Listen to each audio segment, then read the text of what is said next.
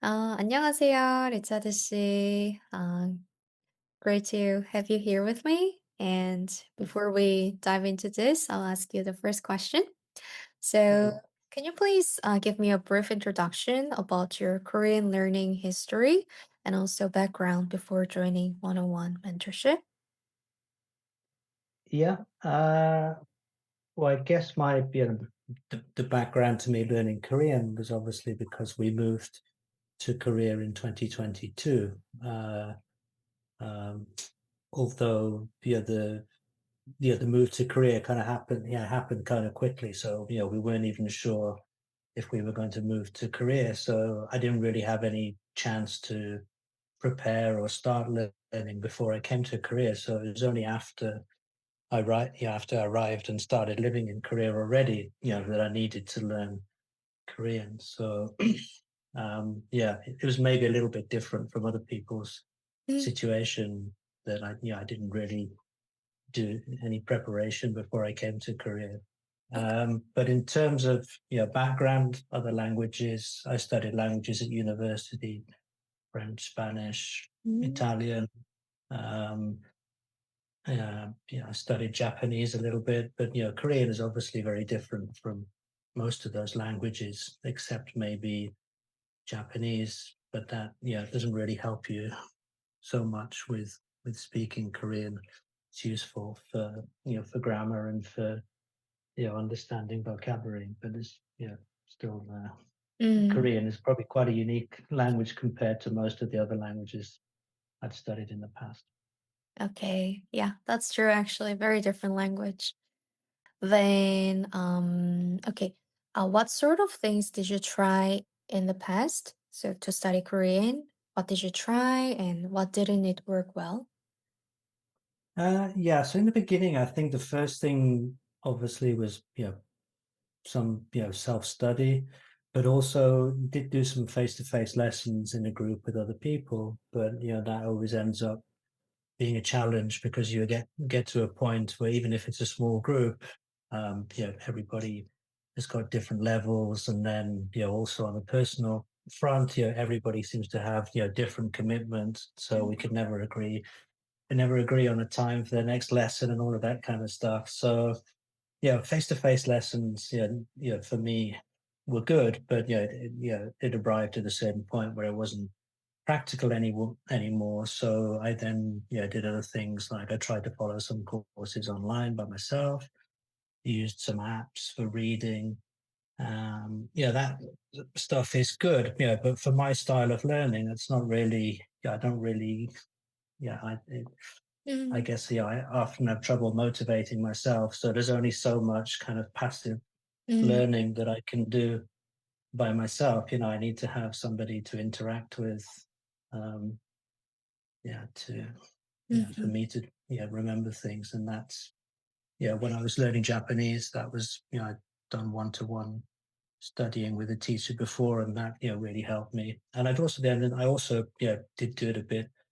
I did do lessons one-to-one with a tutor in Korean as well, and that definitely worked for me. So I knew that was a method Mm. that for me works, in combination with other things, of course. But for me, I get to a point where Mhm. I need somebody else to motivate me, and B, you just need to have the chance to output and interact with somebody. Mhm. Yeah. So you kind of like need accountability and somebody who can push you forward to keep going. For me, definitely, yeah. The motivation, somebody just to check in every day Yeah. and say, "Oh, hey, how's it going?" Or, "Did you do your homework?" Or, Mhm. "Hey, what do you think about this?" Or, Okay. Mhm. yeah, that kind of Totally makes stuff sense. is really a big help. Yeah. Okay. Yep. All right. Then, can I ask you how much time you wasted during this time studying Korean? I think it's difficult to quantify. Maybe I'm not the right person to ask, because I'm the kind of person that just wastes a lot of time generally, not just in Mm. Korean but also in other stuff. So, um, but yeah, I mean, I don't know. I mean, some of that time was I mean, probably some of the time was wasted, but not all of the time was wasted. It's not like everything I did was a waste of time, but I could have been more efficient. in the Mm-hmm. way I learned. But yeah, a lot of that was also down to me, and yeah, just having the energy to motivate myself and yeah, fit it Right. in with yeah, work, family, and other stuff. So, Okay. Mm-hmm. Okay, thank you. And I'm curious how you found my content and also learn about this mentorship program. so I think in terms of how we came into contact, of I think in the very beginning, I must have been following either your Instagram account or your YouTube channel, and then of course, yeah, we yeah got to know the Mech community, and then in the beginning, yeah, became part of the community, and then yeah, we did the group lessons together for quite a while, and that was obviously yeah, again, it was a really good format, and it was good yeah to interact with you know people with the same you know lots of different backgrounds, but yeah, we were all kind of more or less on the same level, and everybody was really motivated to help each other. um, so I think that's how we came into contact originally, and then I can't remember from there how we progressed Mhm. to one-on-one lessons. But yeah, it seemed like it was a natural progression. So definitely that's how I came into contact with Meg, and I knew, I guess, yeah, I knew the format would work well for me. Mhm. Okay. And did you have any doubts before joining one-on-one mentorship? Or what made you say, yes, I'll do it?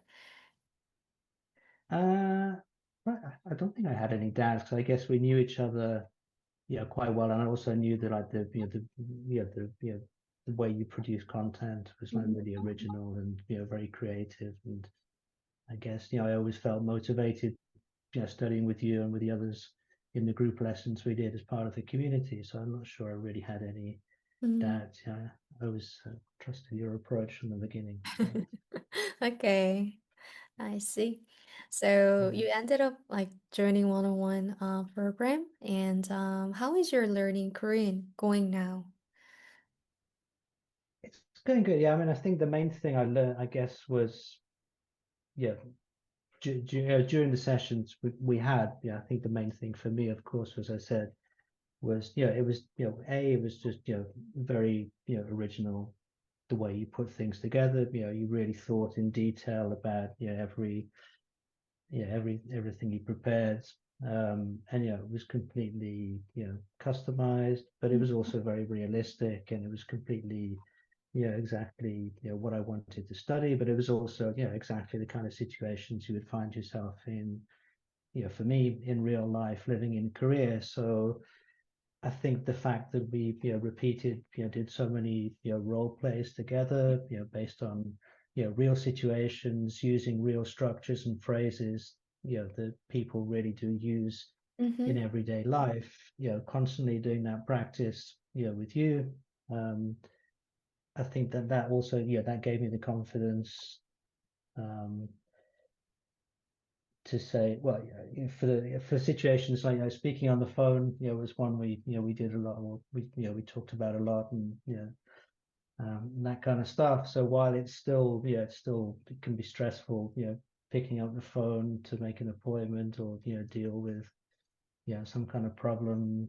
Um, for me, yeah, at least I have I kind of know what kind of things can come up, even though you never know, Okay. 100% what the other person is going to say. Now at least, I approach, it's easier. I feel Mm-hmm. confident about, the kinds of things that can happen. And, Okay. I definitely wouldn't have had that, sort Mm-hmm. of self-confidence to do that before. Okay, I see.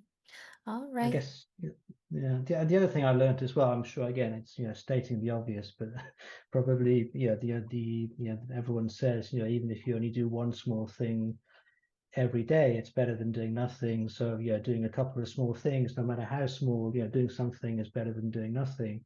Mm-hmm. Um, and it's always easy to say that, but I think for me that was something I learned and was able to continue afterwards. It doesn't matter, just do something and don't be afraid to just do something, try something. Mm. Um, and so, I think with a bit of extra motivation from you, then that really, really Okay. made a big difference. Yeah. So, Mm. I so see. even if it was just doing, like one, yeah, practice vocab or practice, one or two scenarios a day, every day for a few weeks, then that can really make a big difference. 오케이. 네, 좋아요. 그러면, can you please tell me about your life now? I think you already mentioned some parts of it, but like your life currently, the stress has been removed. How is your day-to-day different Mm. than before? Well, I wouldn't say the stress has been completely removed, but yeah, I guess, yeah, maybe, yeah, how would I say? Yeah, yeah, definitely. I think, I just have more, I don't worry too much. I Mm, think I have the confidence to try things, going out, talking to people, even though, naturally I'm not a super extrovert mm, person, and I don't mind, going out into situations in the real world, doing stuff, or even though, as I said, it's still stressful, picking up the phone to mm, make, call like a customer service department for, fix a problem with your computer, or, go and take the car to get the service done. Now it's not I don't worry. I know, the same, I know the kind of things that could come up, or, the kind of things that people might ask, or structures that may come up in a conversation. So, you can always you can take what you've learned and improvise a little bit, and I think, it's just more practice, and the more, same with anything, the more you do it, the less worried you feel mm-hmm. about it. So Right. Okay. I can actually mm, really relate to what you said. Like phone call. I'm so afraid of taking a phone call here in South Africa. yeah, So, oh, what if I don't understand? Like, you know. Um, yeah, but I think, sometimes it goes well, sometimes it doesn't go so well, but yeah. in the end, it doesn't really matter. It's Mm, just like, at yeah. the end of the day, I'm sure. Mm, Sometimes I think probably like the other person, when they understand they're speaking to a foreigner, they're probably just as stressed as well. yeah. True. But Okay. Yeah.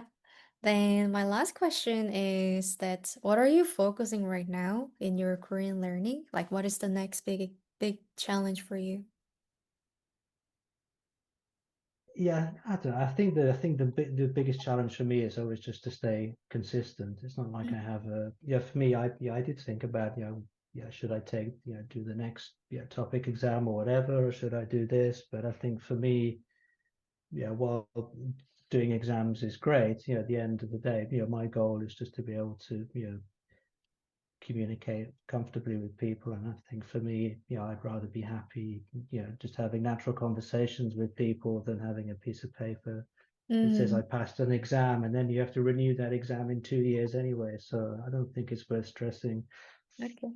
about doing exams. So yeah, for me, I think, the biggest challenge day to day is, motivating myself and staying consistent. But yeah, when I do, yeah, when I do, feel challenged with that, I just say, okay, I just try and remember some of the things we did together, and Mm, repeat some of that.